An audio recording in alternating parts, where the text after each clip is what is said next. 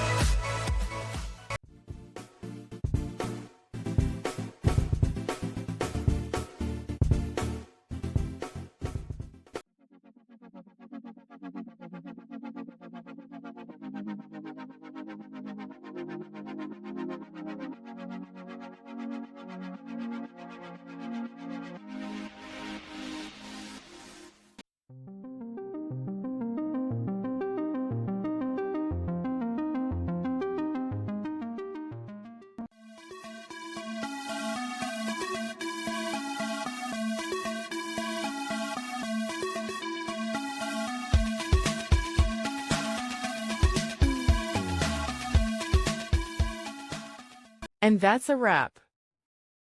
I hope you found the answer you were looking for. If you did, take a second to hit that subscribe button. It really helps out.